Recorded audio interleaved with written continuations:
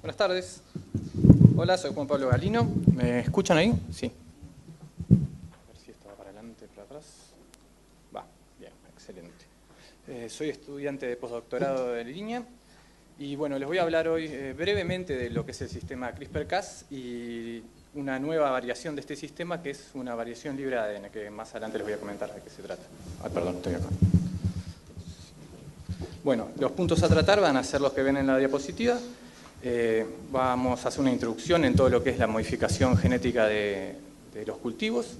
Después vamos a entrar un poco más en detalle de lo que es CRISPR-Cas y después les voy a hablar en lo que estamos trabajando actualmente a nivel nacional con este sistema en plantas. Ay, estoy viendo el otro lado. Bueno, para modificar genéticamente los cultivos tenemos diferentes técnicas. Las más antiguas es la de cruce, después tenemos nuevas técnicas que surgieron en el siglo XX como mutagénesis, poliploidía, función de protoplastos, transgénesis y la edición génica. De ellas voy a hablar posteriormente, pero solo a modo de generalización. Bien. La primera que mencioné son los cruces. Para los cruces convencionales lo que se necesita es una compatibilidad de especies. ¿Me escuchan? ¿Perdón? ¿Ahí? Sí. Ya. Y se basan fundamentalmente en la existencia de una variación génica disponible. Posteriormente, en el siglo XX surgieron técnicas para generar nuevas variaciones, son por mutagénesis química o por radiación. Esto con lo que se logra es generar mutaciones al azar en el genoma de las plantas, pero lo que no es controlable. Esto solo a modo de ejemplo. De las variedades utilizadas actualmente, aproximadamente hay unas 3.000 variedades obtenidas por mutagénesis, de las cuales en realidad no hay un control o no se sabe efectivamente qué fue lo que se mutó. En realidad se selecciona un fenotipo a partir de las mutaciones, pero no se sabe específicamente cuál es el alcance de todas las mutaciones. Posteriormente surgió ya a finales del siglo XX, a principios de los años 80, la transgénesis. Esto lo que tiene es una tecnología que comenzó a utilizarse en el año 83. ¿Ahí me escuchan? Hola. Ahí. Tiene varias ventajas, por ejemplo, como lo detalló ahí, no es necesario disponer fuentes de genética dentro de una misma especie, se obtiene un rápido producto final y se puede insertar un gen deseado sin necesidad de arrastrar otros genes, como es en el caso de cruzamientos. Como desventaja es que las inserciones son al azar en las técnicas de transgénesis convencionales, lo cual puede traer efectos no deseados. El número de copias también es variable, se puede insertar, como ven ahí en ese esquema un poco extraño que hay, una o más copias, incluso el número de copias puede determinar en dónde se inserte y el número de copias en sí que se pueda llegar a silenciar o si se inserta en un lugar poco activo del genoma que no funcione bien el gen. Y por otra parte, la regulación para la liberación de estos organismos es sumamente rigurosa, por lo cual es lenta y implica mucho dinero y por lo general es muy difícil de hacer para un productor convencional. Ahí estamos. Los principales métodos de transformación de plantas son los que se detallan ahí. Está la utilización de Agrobacterium tumefaciens, el método de biolística y la transformación de protoplastos. Voy a mencionar rápidamente los últimos dos, porque después, posteriormente en la charla, son los que vamos a utilizar nosotros. Agrobacterium tumefaciens lo usamos, pero no para CRISPR-Cas en este momento. La biolística consiste en recubrir micropartículas, que son por lo general de oro y de tungsteno, con ADN, con ácidos nucleicos o con proteínas. Y esas se aceleran hacia los tejidos y se introduce de esa manera el ARN, las proteínas o el ADN. La transformación de protoplastos, no sé si todo el mundo, los protoplastos son células vegetales desprovistas de pared por medio de métodos enzimáticos y mediante la utilización de polietilenglicol o electroporación es posible también introducirle tanto sea proteínas o ácidos nucleicos y posteriormente regenerar una planta modificada. Finalmente, a principios de este siglo, más específicamente en el año 2012, empezaron a surgir las técnicas de ingeniería genética de precisión denominadas edición genética, que nos permiten, por una parte, generar una mutación puntual en un locus específico de un genoma. También permite sustituir una secuencia por otra por recombinación homóloga y la inserción de secuencias también en un locus específico. Estas técnicas pueden dividirse en dos grandes grupos según la enzima que se utilice. Hay un grupo en los cuales el reconocimiento de la secuencia blanco está dado por proteínas y otra en el cual está dado por una ARN. Ese es el caso del CRISPR-Cas o la CPF1. Yo voy a hablar específicamente de CRISPR-Cas posteriormente y cuáles son las ventajas contra el otro sistema. Lo que se basa tanto en los cuales hay reconocimiento de la secuencia blanco por proteínas como los que están reconocidos por el ARN es lo que se necesita es un corte de la doble hebra y entonces según cómo se repare la doble hebra en la célula, lo que se puede dar. Si no hay una copia o un ADN donante, se produce una recombinación no homóloga y se produce una inserción o deleción. Y según si hay un marco o no, o de un corrimiento o no del marco de lectura, se puede llegar a generar un knockout, por lo cual ese gen ya no sería activo. En el otro caso, que no voy a profundizar en esta charla, porque yo voy a hablar fundamentalmente para generar knockouts, se puede hacer una sustitución de la secuencia, incluso se puede llegar a sustituir un solo nucleótido. También se puede llegar a incluir secuencias mucho más grandes. Otra ventaja de estas nuevas tecnologías son los aspectos regulatorios. Ahí quedó medio desmarcado, pero bueno.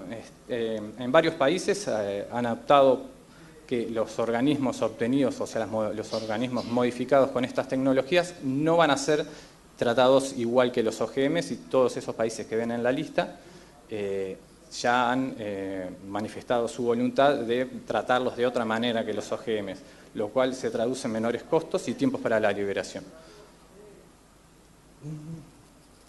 Un poquito de la historia de CRISPR-Cas, pero muy rapidita. Es un sistema de inmunidad bacteriano, lo cual lo defiende de ácidos nucleicos externos. El sistema que nosotros usamos para edición genómica es una modificación en sí del sistema bacteriano, pero básicamente lo que consta de una enzima nucleasa denominada Cas9, la cual se une a una ARN guía que es el que da la especificidad del sitio de corte. La ventaja de este sistema contra los mencionados anteriormente, los de reconocimiento proteico, es el bajo costo, la plasticidad y además la gran disponibilidad de herramientas bioinformáticas. Pero ¿por qué plasticidad? Justamente siempre podemos expresar la misma proteína y lo que cambiamos es el ARN guía. Entonces, con la misma proteína y una ARN guía diferente o varios diferentes, se puede lograr mutar varios locus a la vez o mutar uno a la vez. O sea, no tenemos que hacer unas grandes construcciones para cada mutación que queramos producir. Básicamente, el sistema de expresión dentro de la célula consta, cuando nosotros introducimos eso, es un cassette de expresión para la proteína Cas9.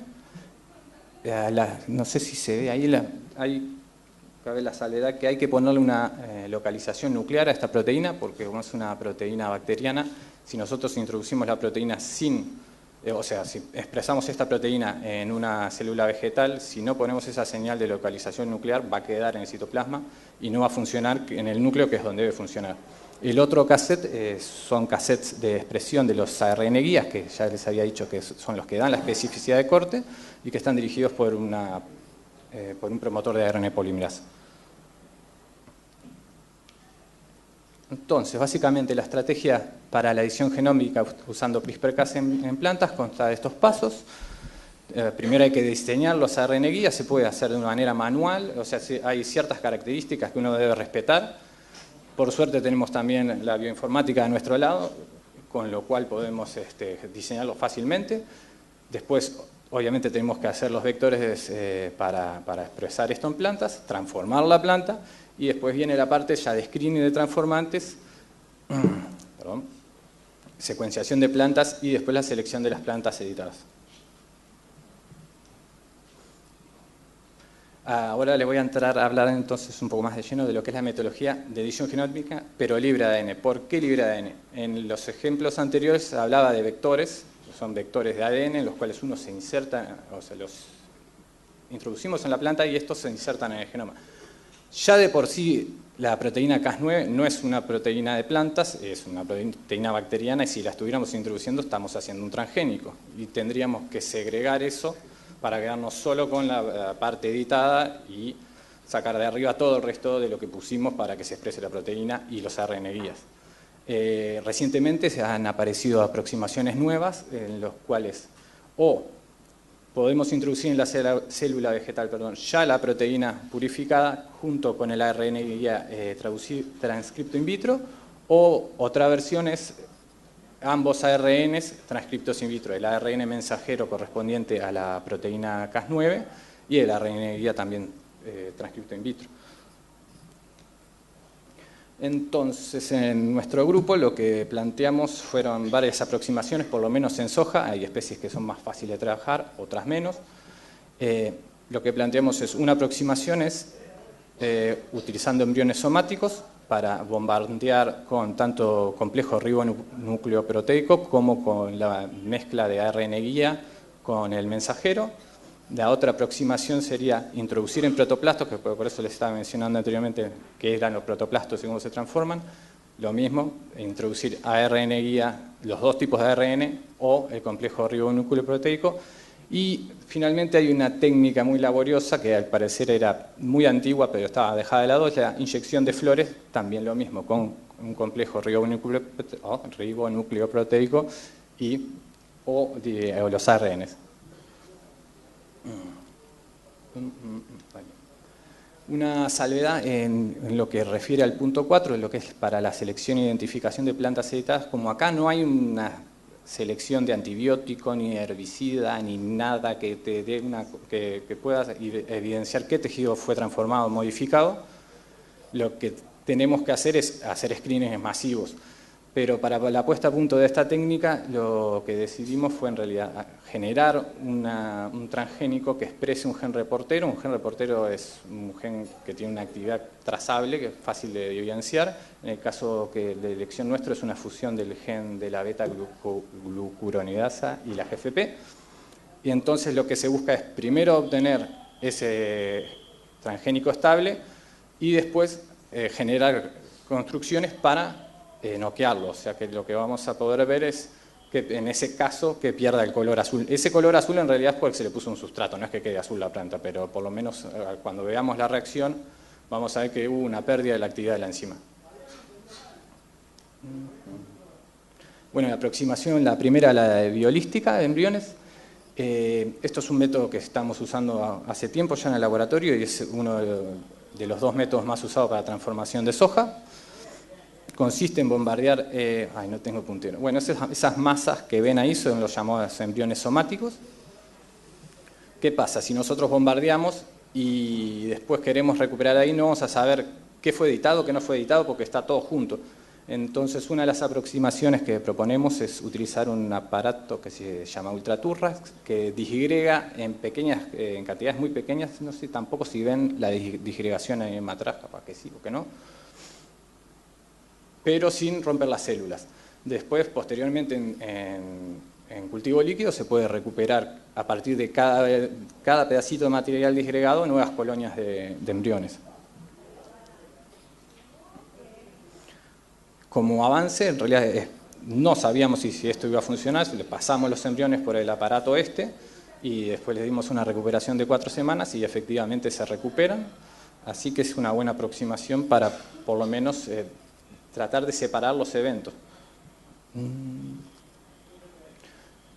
Entonces, como estaba planteado, como ven, las dos opciones son o recubrir las partículas, en nuestro caso son micropartículas de oro, tanto o con ribonucleoproteínas o con estos ARN transcriptos in vitro. Esta parte es relativamente fácil, ya tenemos experiencia en esto. Y lo que hicimos en realidad también fue ver si efectivamente podíamos recubrir estas partículas con proteínas y que estas proteínas conserven su actividad. En este caso teníamos a disposición la beta-glucuronidasa ya purificada, recubrimos las partículas y bombardeamos tejido modelo de puerro Y como ven, después de que se le pone el reactivo para que genere color, la enzima funciona, no hay problema, e incluso, o sea, entra en la célula y está confinada en la célula, no fue que quedó afuera y se generó color igual. Por las dudas también probamos en embriones somáticos y como ven, también entró y se quedó ahí. Así que por lo pronto esa parte funciona. Después está la parte de regeneración que hablaba de las plantas editadas. Eso no habría mayor problema.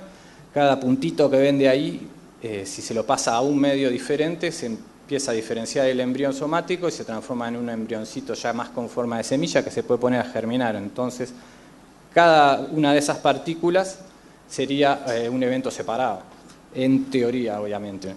Después habría que escreenear todas esas plantas que están germinando, por lo cual también habría posibles quimeras y, bueno, obviamente es la parte difícil o laboriosa de este método, que habría que hacer muchos PCRs, mucho screening, para saber si efectivamente esas plantas están modificadas, porque ya otra vez volviendo al tema de selección, no podemos usar un sistema de selección porque queremos que sea libre de ADN, entonces no podemos darle ventaja a ningún tipo de tejido transformado. 5 minutos. ¿5 quedan? Bueno, el segundo sistema que era utilizando protoplastos, bueno, ahí se los muestro a modo más o menos rápido. Tranquilo. El estado de avance en el que estamos es fácil, como ven, generar los protoplastos, es fácil introducir los complejos adentro, y el problema que estamos teniendo nosotros, o yo en particular, es regenerar una planta a partir del protoplasto.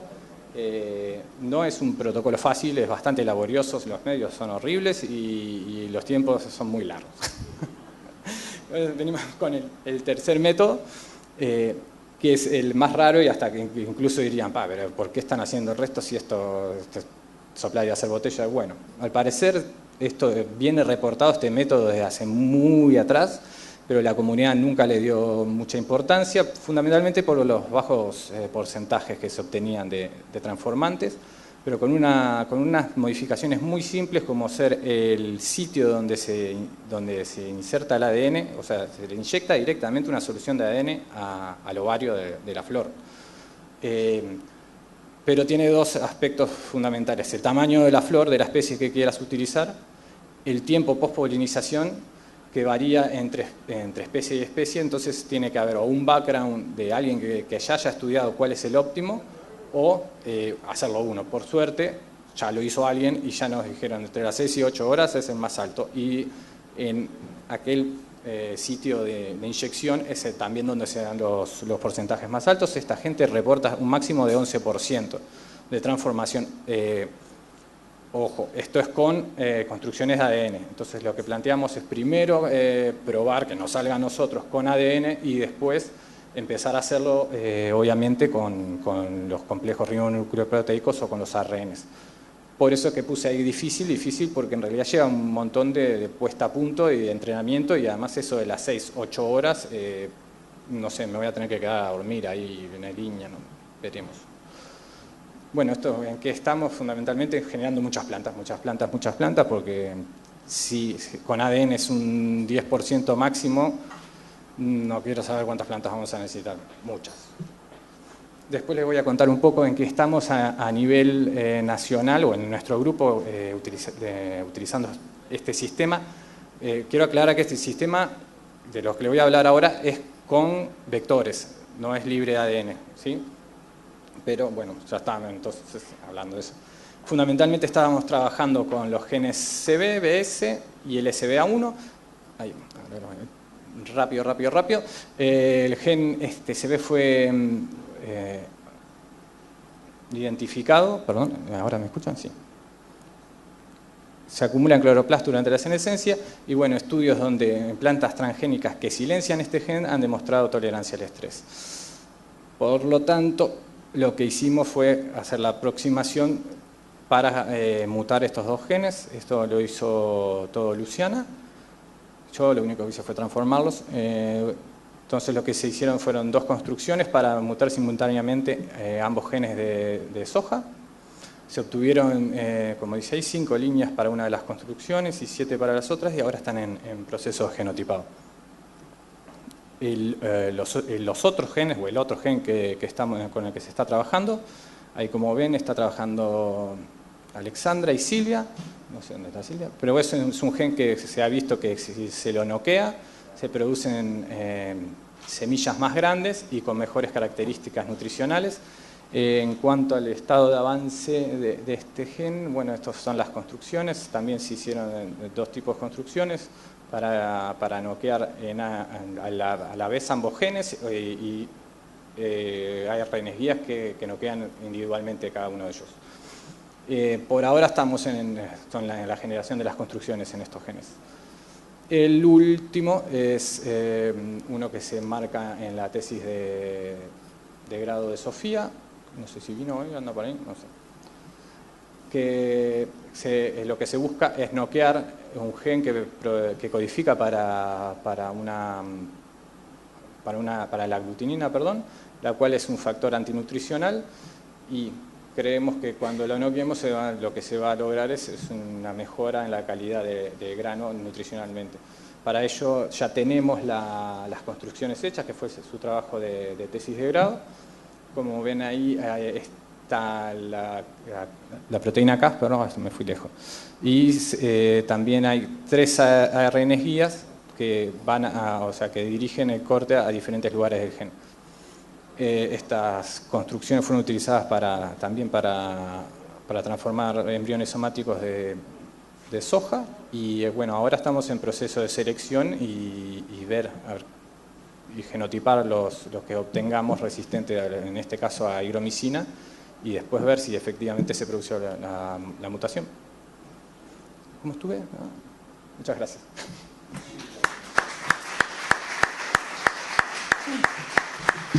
¿Preguntas?